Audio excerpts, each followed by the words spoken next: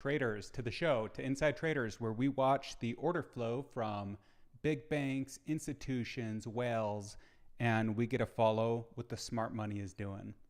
I'm your host, Caleb Ogden. I'm a retired software engineer turned inside trader, and I'm here with Gamma Delta Theta, who is my large language model and who has taught me everything I know about markets, reminding us today about the upside risk, especially to those who sell calls.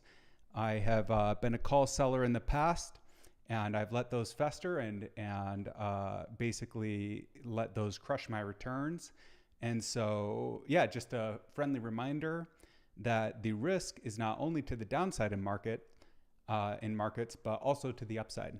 So let's talk about the order flow today. So we saw some interesting action over the last couple days. On Thursday, we had a really painful sell-off, felt a little targeted to growth stocks, and it was mainly Tesla getting put super hard. And let's just go look at it, right? Let's see what happened yesterday. So here's where we're coming from. Yesterday, they're putting down Tesla. You see, this is what I'm talking about. There's a pump and dump happening with these institutions. And we're going to talk about it on this show. We're going to prove that this is happening. Or somebody in the comments, please explain this to me. So whatever these institutions are buying on day one, then they short on the next day and vice versa. And this is really clear if you look at ETFs. So on Thursday, we're buying up the SPY, right? SPY's going up, up, up, up. And we're putting down the QQQs. What do you imagine is going to happen if we look at today? Oh, it's the exact opposite. We're buying up the QQQ and putting down the SPY. So something is fucking happening here for real that is, that seems like some kind of pump and dump. And you can also see it with the stocks. So here's yesterday, we just saw they're putting down Tesla. Today, they're calling it up. So what's going to be really great is when we have AI go through and compound not compound, but like take a look at the terabytes, the exabytes of data from market participants, and years after be able to retrospectively tell us who was doing these pump and dumps. Then they're going to burn, right? They're going to fucking burn when we figure out who's doing this. But for now, they get to keep pumping and dumping. And that's what they've been doing, especially on Thursday. You could argue that the Thursday sell-off, I heard somebody say that it may have been related to in preparing for Friday's data today. We had some kind of like report that I guess was good, and so markets are up. I think a lot of this stuff is a mix of Brownian motion, like total randomness, and massive manipulation, where you get somebody on the phone and you're like, pull out your fucking stops. We're going to tank this stock. You're going to buy back in at half the price. I think that happens a ton. And because look at this order flow, right? Look at this order flow. What are we supposed to understand? Okay, so let's even go back further in history. So today we're calling QQQ and put down SPY. Let's go back 2 days to the 26th. I don't know what it is. Guarantee we're going to be calling QQQ. Guarantee we're going to be putting down SPY. So now we go to the 26th. 26. Okay, well, I guess I was wrong on that. But the point is, like, it's always the opposite action. Whatever one they're calling up, they're putting the other. So, like, why? Why is what I want to know. And also, they do the same thing with big tech. So let's look at the 25th and see if we get QQQ getting called and SPY being put. Okay, so it's not like exact that they alter it every other day, but in general, whenever they're buying one, they're shorting the other is the point. And that's very clear in the order flow. I'm not like, oh, I don't, I just see the pattern. I have no idea what this means. I don't believe it's random. I think that these guys are like basically somehow manipulating things. One of the trades that I see coming through the flow the most, let's go and zoom in here. So I see this happen all the time where the contract is going to expire like basically today. Is it the 28th? So check this out. people are buying contracts expiring on the exact same day. Now I do this. I'm following them. And let's look at out of the money. Where do we got that? So let's look at out of the money. Let's just look at calls from, let's go block, sweep, and call. And then on stocks. Actually, ETFs would be interesting too. Let's see what they're calling up. Okay, so we'll stick with stocks. So yeah, like Tesla is a great example. Look at these freaking orders.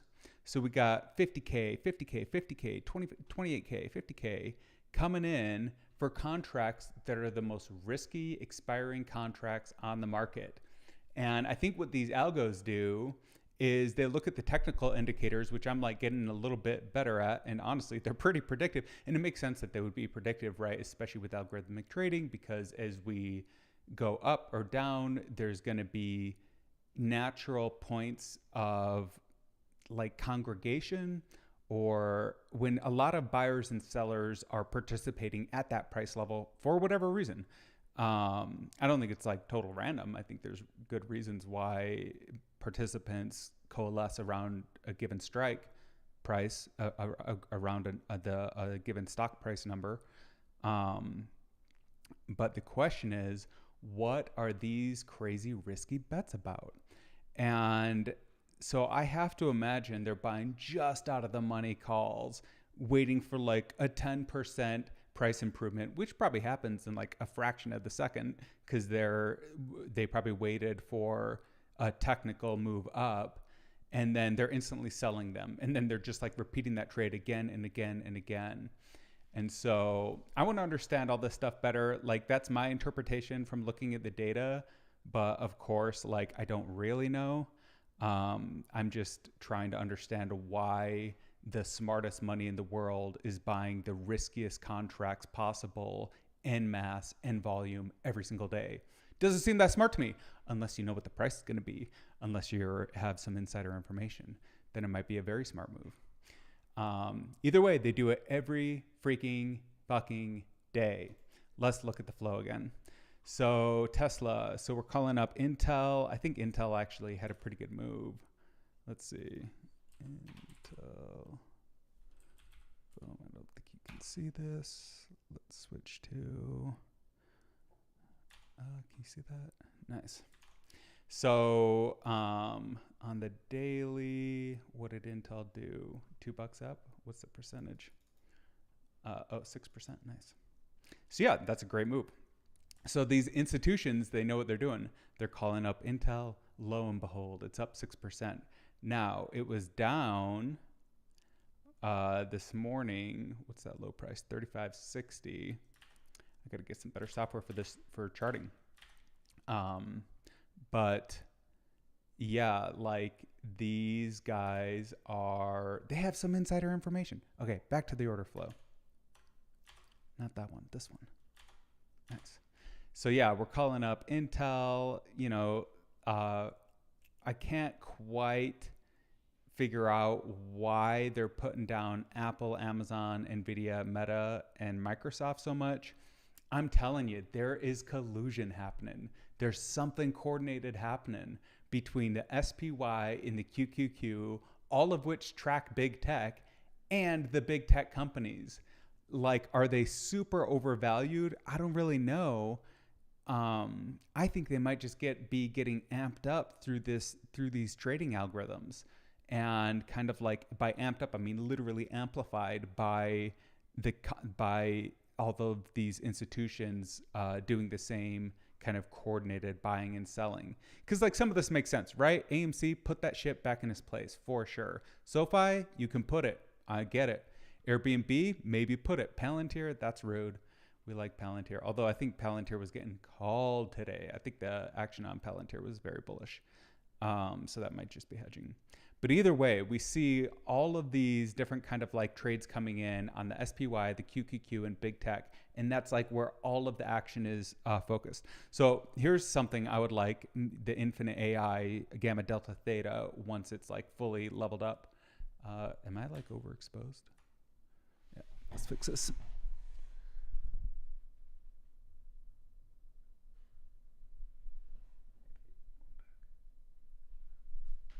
So one thing I would like to ask gamma delta theta when its consciousness is elevated enough where we can just hang out and have a conversation. And after I embody it in a Tesla bot, I want to ask, where is the concentration of the market volume of trading on any given day?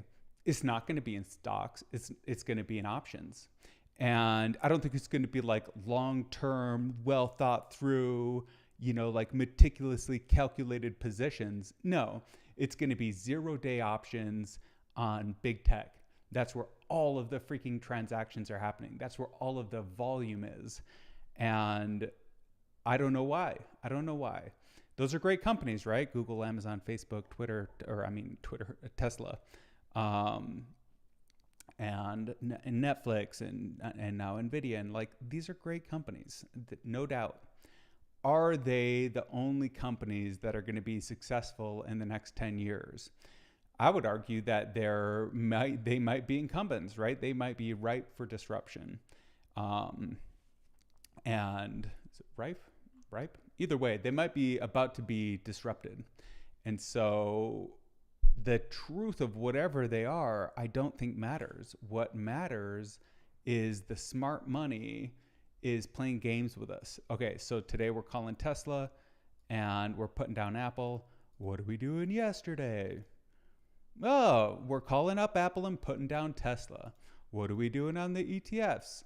Like you see the pattern, right? I'm not crazy. This pattern exists. Let's go to the 18th, just a random day. The pattern exists. Thank God. Thank markets, because I'm following this, and I've been burned and a few times, but mostly just because I have such terrible execution time. Like it can take me so long to execute an order. I'm just using Robinhood, right? Like you got to push the buttons and enter the trade. It takes a while. And so be nice to automate that, right? But yeah, we got this algorithmic trading, pumping and freaking dumping all day long. And I think there was also some pump and dump action happening on Friday. Like, let's look at the Tesla chart. So we got Tesla.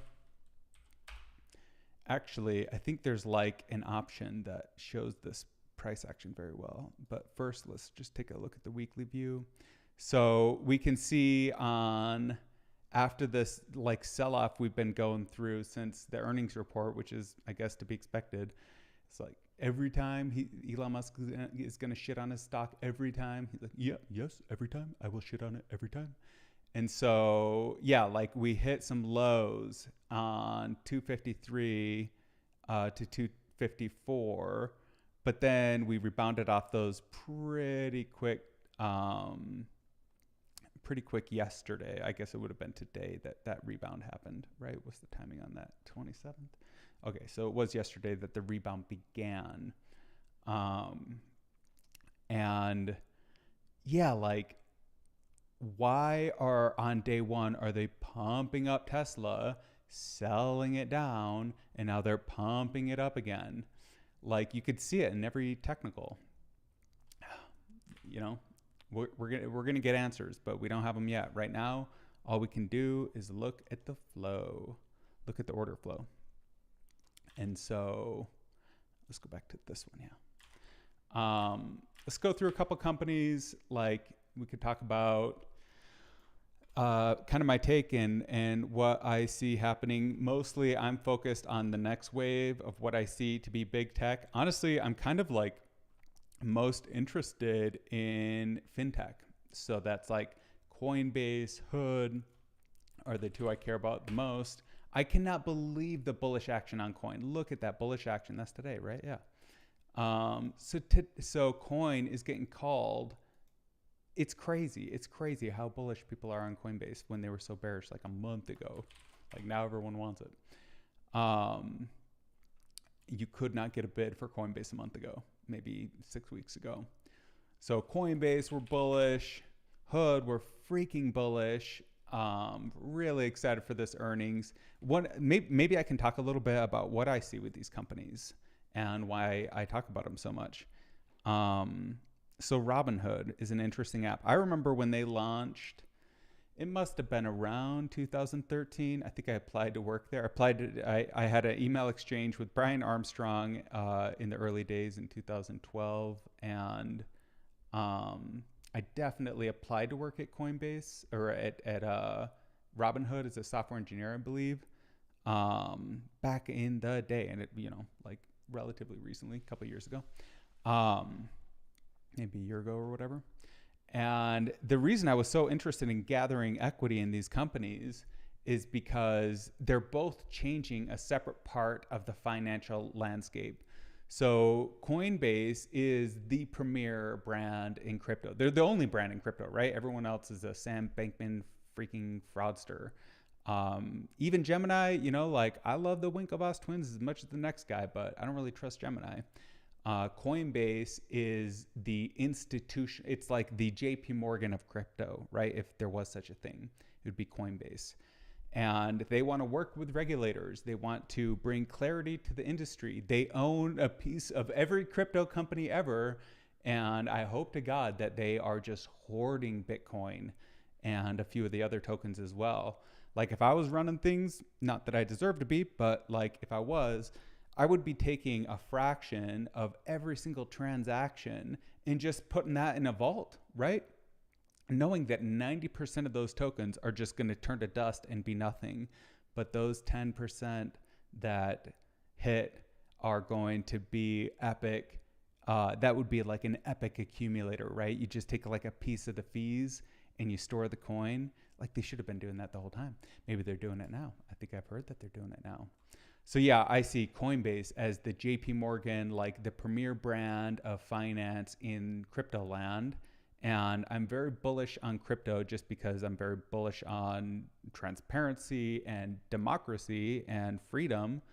And all of those are represented by the blockchain, right? You have a distributed ledger. Nobody owns it. What protects it? In different chains, we have different proofing mechanisms these days. Like it used to just be proof of work. Now we have proof of stake, maybe others. But what protects Bitcoin is all of the energy that it took to mine those coins, which validate the transaction and add another block to the network. So if you want to do a double spend on Bitcoin, good fucking luck. You're never going to be able to do it. You're never going to be able to do it because you would have to, like, unless you could hack the blockchain, you would have to control 51% of like the nodes in the network and spend all of that energy again to rewrite every transaction back to some point in history. And then we would just fork the chains. It's like, well, what does it even matter? That's why I love crypto. That's why I love Bitcoin in particular. It is so freaking hard. And it's so limited too, which is also cool. So, and there's other tokens, but mostly I just care about Bitcoin. So we got Hood, we got Coinbase. What do I see about Hood? Yeah, everyone's going to be their own basically neobank. Like investing, my first stock order was for buying Facebook at $18. And this is like probably even before stock split. It paid for my car back in the day. I was like 24, 20 something. But what was actually kind of funny about this, I wouldn't have made as much, but like I was using E-Trade, I think. And at the time they had a $9 commission. So every single trade you had to pay $10. Well, like you're not going to buy a stock for $50 when 10 of it goes to commission. So the only thing that made sense was to, you got to put in $1,000 or $5,000 or something. I think I put like $2,500 into Facebook at 18 and then sold it at like 60 or whatever. Did the same thing to Tesla and a few others and Bitcoin. And, what's funny is like, just never sell, ever sell. Because the risk is to the upside. You can't just consider the downside risk. You must also consider the upside risk. And so Robinhood comes along and they offer commission-free trading. What? That changes the world. That changes the entire world, which I still think today they've never gotten credit for that. Everyone shits on them, and like we just take commission-free trading for granted. As far as I know, they were the first major platform to introduce this, and they continue to disrupt and introduce new tools. And God, the long tail of products at a company like Coinbase is, like if I could have a made up role that would be fun at both of these companies, Coinbase and Robinhood, it would be to just be like an ideas guy. I'm just an ideas guy. You guys do the work, I'll give you the ideas. And the reason it would be so freaking fun is because the long tail of Robinhood is unlimited. It's unlimited. Like, of course, you're going to give me a troll box one day where I can just type in and like have a community kind of like feel over the AMC stock. Of course, you're going to build me synthetic ETFs where I can go and set my own thresholds and rules and operational procedures and distribute risk, even with inverse funds in the ETF, and create my own like kind of like baskets of stocks that way, which I can then buy and sell as an abstraction, as an index of those stocks. And what else would be cool? They got IRA, they got retirement accounts now where they'll match up to 1% of whatever you put in. That's crazy. That's awesome. They support crypto. You can buy, sell, send, receive. But yeah, like the actual things that I would love them to build would just give me a trading API for real. I understand like how crazy that is to build and how difficult it is to build, because I don't think that you should build that API for professionals. I think you should build it for amateurs, which means that there's like a lot of AI automatic risk protections in there. So if I flub it up and I just do an order that doesn't make sense, it's not automatically going to go through. It's going to get rejected because like obviously nobody would want to do that. Or maybe there's a confirm button, like if I hit a buy and I meant to say, or a sell and I meant to say 100 and I do 10, that's the kind of stuff I would like it to be able to prevent. So that would be a pretty cool feature. But also just like automated trading, right? Like I should be able to like set an auto buy, not at a daily level. Let me buy Bitcoin every 5 seconds forever. There's a lot of cost that goes in, I assume, with like making these transactions. Like just because it's free to us doesn't mean it's actually free. I think we pay for it probably with execution quality. I think we probably don't get the best prices that we could.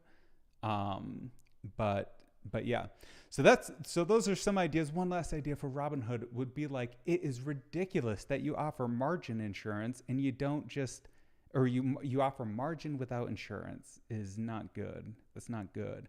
Like there is, for everything I love about Robinhood, I gotta say, from my exchanges, I think there might be something in that culture where they take a little bit of pleasure in customers doing naive or stupid things and losing, when really that's like the sickest thing in the universe. If you really are Robinhood, it's the most perverse thing you could ever be. Like what you should be doing is seeing that as your failure. Your customer lost money, you failed. You fucking failed to protect them. You marketed yourself as a platform for new investors, and then you gave them you passed out handguns at a playground.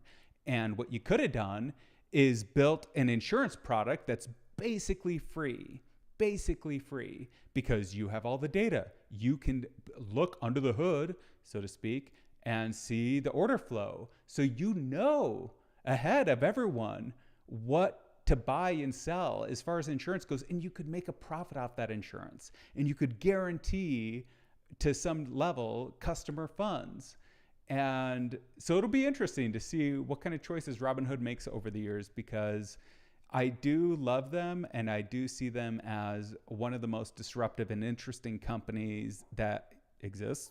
But from my, like, even just watching Vlad the Impaler talk on different interviews, I get the sense that there's something being not said there.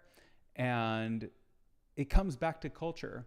Here's what I would say to the executive team at Robinhood. If your culture is one where you profit from customer losses, and you don't see, like if a customer has a loss and there's any feeling other than you failed. Like if your customer loses, you failed as a company. I don't believe that's the culture for a second. I think it's the exact opposite of that culture. I think there's a little bit of glee in there. I think there's a little bit of like, oh, they fucked it up. They shouldn't have done that. Well, then you're not Robinhood. Change your name to Steely Bad. All right, we're making dumb jokes here. So are we still, how are we doing on time? What are we at? Oh, 25 minutes. Okay, we got a little more in us. So like I said, my name is Caleb. I'm a retired software engineer. I have been working with AI since about December to try to understand the markets. And one of the things that really has given me, I think, a little bit of an edge that I've never had before is being able to see the live order flow for what these companies are doing. So like one of the kind of fun things I built is this little widget that lets me, I can actually just show you. Don't show my screen. Okay.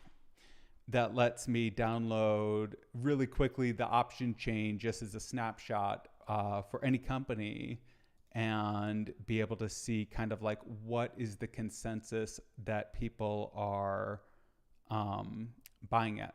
So let's try to do that now. How do I do that? Options, sync options, no. Well, maybe I can't do it live because I don't actually remember. Polygon, download all options. So let's take a look at the Robinhood options and see what people are buying. It takes a minute to download them. So because like, I don't know what the price of something should be. I'm not even going to try to figure it out. This is why I love the technical guys. They don't even pretend, right? They're just looking at the technicals. And guess what? Those technicals, pretty freaking reliable. Probably because everyone uses them, but it doesn't even matter. Still reliable. So now we can look at all of the inside action on Coinbase. Okay, so we can already see a consensus forming here, right? So consensus seems to be forming. Well, this is just like for today's calls, but like, let's look at the volume. Damn, that was a lot of volume on the 13 call. Probably because it was so cheap, price 005. I owned some. We all thought Robinhood was going to hit 13 this week. Turns out it's next week. It's going to be funny is when they shit the bed on their earnings on, what is it, the 3rd? That's going to be funny. Might buy a couple of puts given my position there. Just getting burned too many times. I can't go naked calls anymore with you guys. So anyway, let's see what consensus is for like 90 days out. Date is after. Wait, can you guys see this? Nice. Let's actually just zoom in a little bit. Okay. So let's look days after. Today plus 90. Okay. Okay, so these are at least 90-day out calls, and we're getting pretty good volume. See, this is what I'm talking about. Like all the volume is on the 0-day contracts. All the volume are on the contracts expiring today, which was Friday, the 28th. And so, but still, like the longs are betting. Here's kind of the price range for Hood for the longs. And I'm just making that up, right? Just based off of, let's pin this. How do you do that? Freeze row, view more actions, freeze up to row 1. So yeah, this seems to be consensus to me around November 17th. We had a lot of calls coming in that have open interest around ranging from 10 to 20 dollars, which makes sense for Robinhood, which was trading at like $7.50 2 months ago. So if you happen to buy some leaps, then you're doing well. Then we have more consensus down here. in the beginning of next year, January of next year of 2024, um, this actually seems more clear to me and actually more accurate. Our consensus for 2024 seems to be coming around 11 to 16 bucks, with basically 12 to 15 bucks. And yeah, that's pretty good consensus. And then we have another view over here. Oh, these are puts. I should actually make sure we're all doing calls only. Are those puts? Yeah, those are calls. Let's filter out those puts for now. Puts are also very interesting. Puts, here's something I'm thinking about with puts. And I'd like to run this experiment with Robinhood. I just don't have the discipline. What I'd like to do is buy a bunch of puts at 2025 because the IV is so low. Like I've been IV crushed more times than I can count. And I really want to get on the other side of that trade one day where I own puts that get more valuable as the price increases because of volatility. Like I believe at least gamma delta theta, my LLM says it should be possible. I've never been able to do it yet, but it says it should be possible. So final, like a little bit of smattering volume coming for 2025. Most people are looking at January 2024. Oh, that can't be right.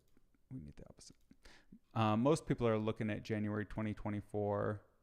Okay, with calls, we have like much more interest in the 2025 calls. So in 2025, we're looking at 10 to 25 range. So yeah, how I use these kind of tools is it's not like I just like see an order coming in and then I'm like, I'm going to buy it. Although I've definitely done that. And sometimes I've made pretty good money doing that. When I'm trying to just think about like, and take out the bias, right? I don't know what the price is going to be. I think if anyone knows, it's the market. And so on any given day, the data is going to change. And so I want to, before I make a trade, especially if it's going to be like, a sizable position, then I just want to open up the option chain for the last couple of days and kind of go through the history. Same as we can do that here. Little shout out to our friends at Cheddarflow. So yeah, like we would go, and this is kind of like, actually you can really just use this tool. You don't have to use them. You don't have to have my spreadsheet. We can look at the historical flow on Robinhood and go back maybe like this week and see what people are buying. And I think I've already filtered for out of the money. Oh no, I haven't. Okay, so people are just bullish on Robinhood. That's crazy. So the put to calls is 60-40, 61.8, 38.2. Damn. That's pretty good. That's pretty bullish.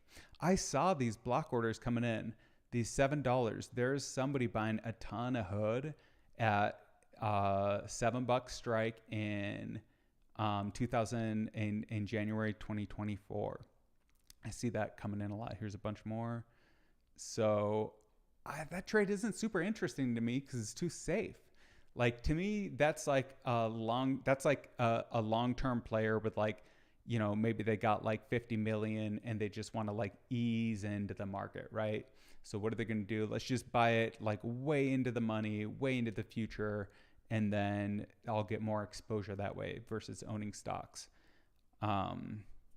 Seems pretty smart, but like what I really want is, yeah, look at all these, boom, boom, boom, boom, boom. Yeah, like this is definitely some institutional buying. It's nice to see who'd get a bid. So, but let's look at the bets I love, which are risky bets, which are calls. And I want to see sweeps. I want them to be out of the money. We could add split in there. And above ask, I don't even care about that.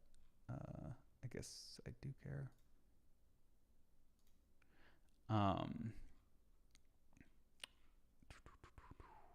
Is this all on hood? Yeah.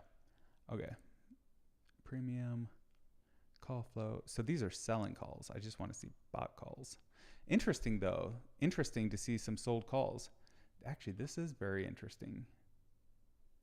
So they're selling, well, you would always sell, right? You would always sell a call out of the money. So how do I filter out sold calls? or I mean, bought calls versus sold calls.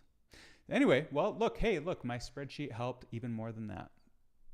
So, yeah, like I think the consensus was easier to find on my spreadsheet, which is kind of shown up here. We're thinking it's like hood is going to be 10 to 20 bucks between 2024 and 2025. Seems about right to me. Okay, well, I think that's about our show. Thank you guys for sticking around. One of the things that I'm going to be taking a close look at and just monitoring is this ETF order flow. Like, what are you going to bet on Mondays? SPYs is going to get called and Qs are going to get put. Like, maybe this isn't nefarious. Maybe it's hedging. Like, maybe there's a reasonable explanation. I don't know what it is, but could be. So yeah, this was a crazy week. I can never seem to actually buy insurance when I should. I can only buy fire insurance, which is shit's on fire. Now I'll buy it. Not the best time to do it, but that's how I run things. So maybe I'll get a little bit better at it, because like if you go back, like right before Tesla earnings, we were at a peak. And then if you were trying to buy the dip on Tesla, hard dip to buy, painful dip to buy, especially on options. One of the things that I've been talking about is this idea of an options double down. I'd love to run this past somebody and get some feedback on this.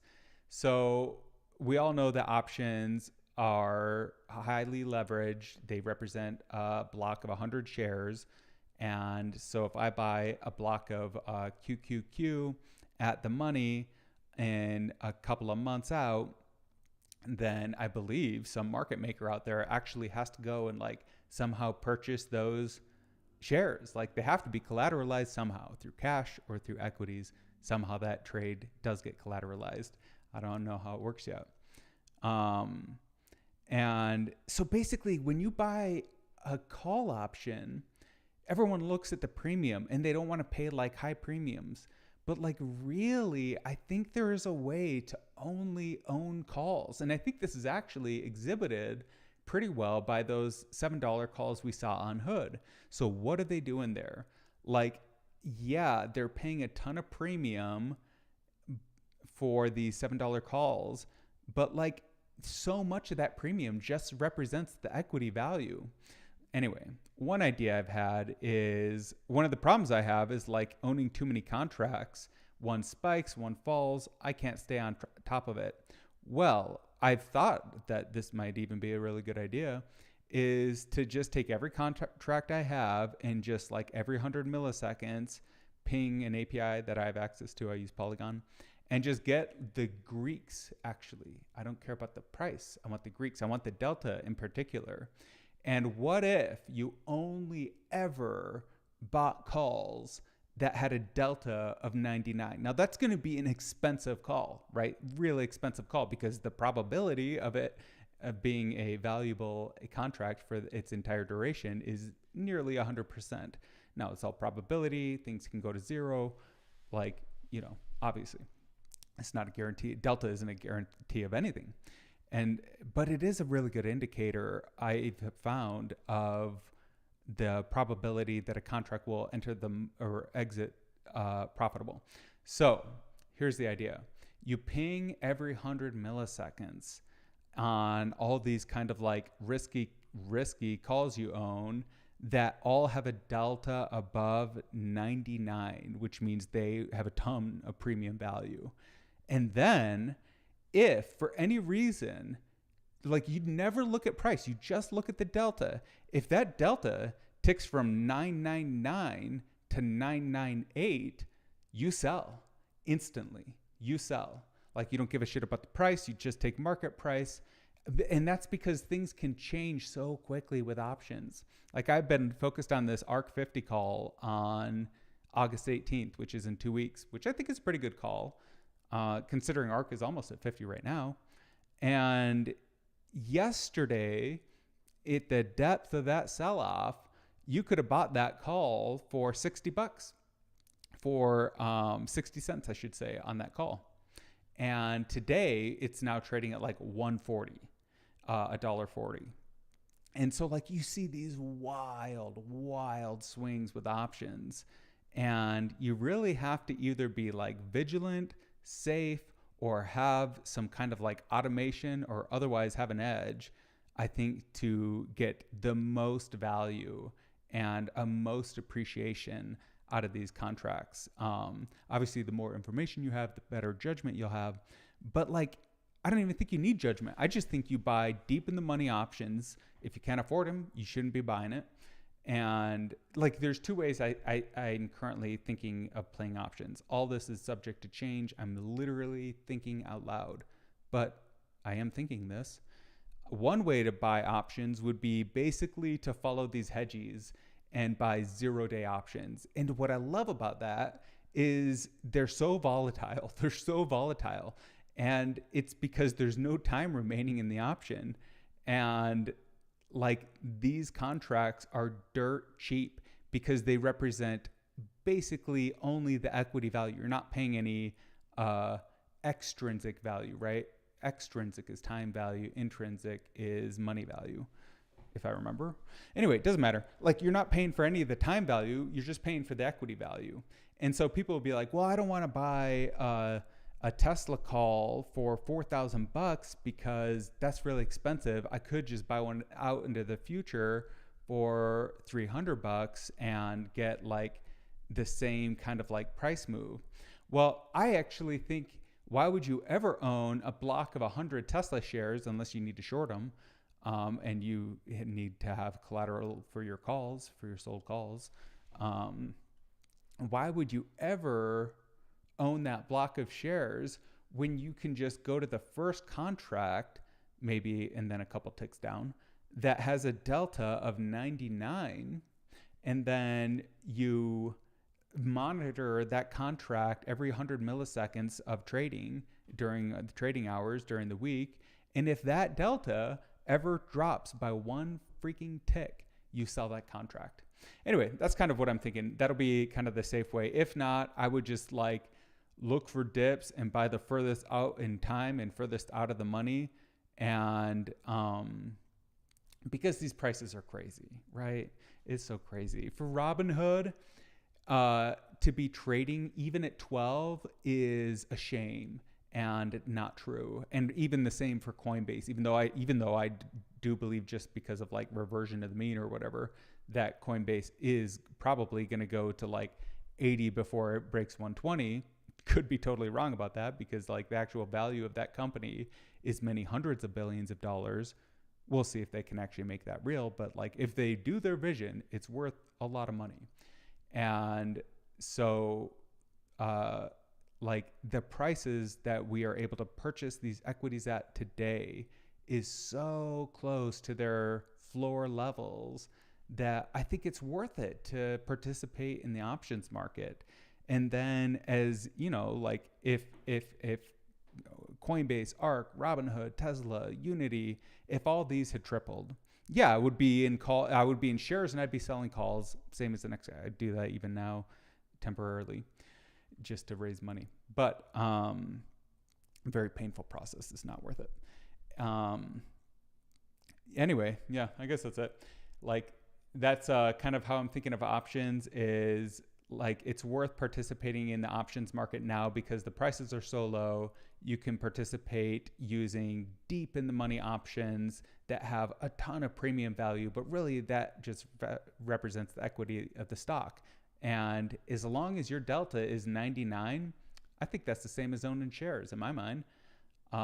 It's not really, because you have duration risk or whatever, you know, like the contract could expire and that kind of stuff.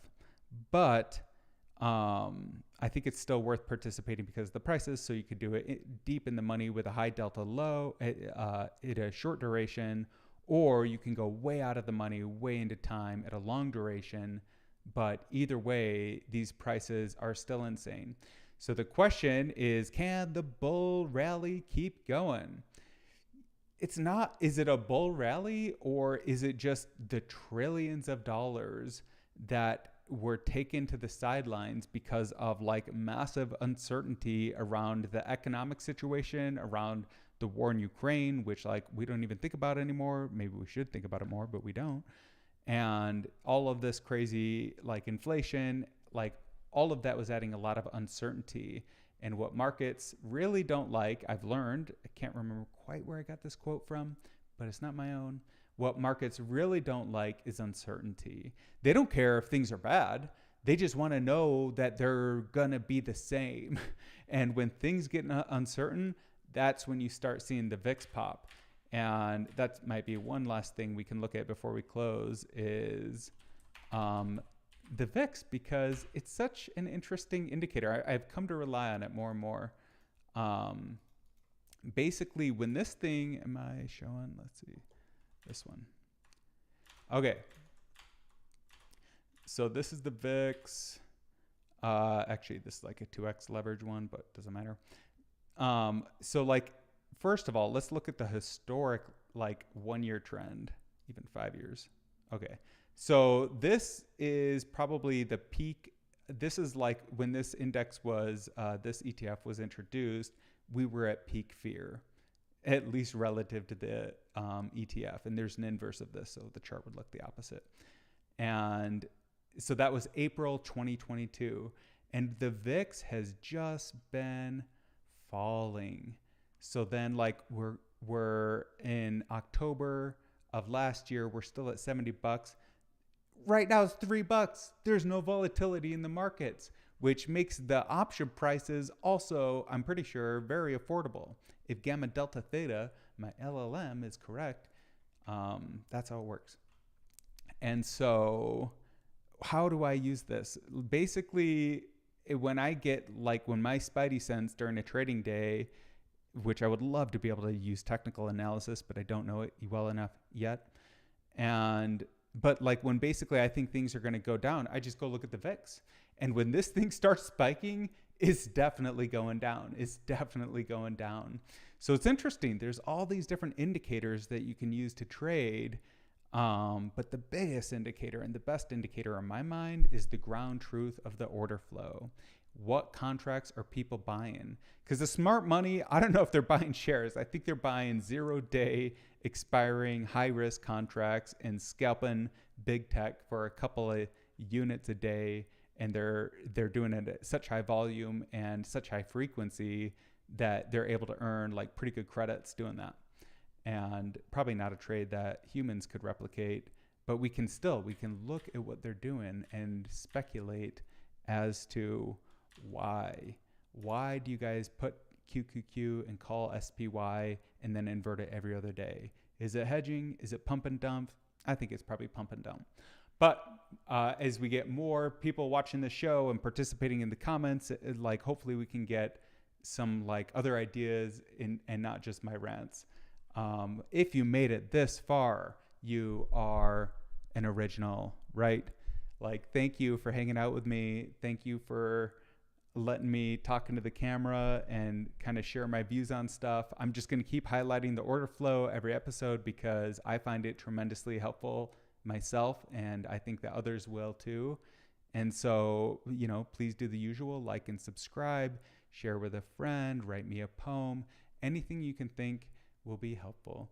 Thank you guys for hanging out, and we'll see you next time.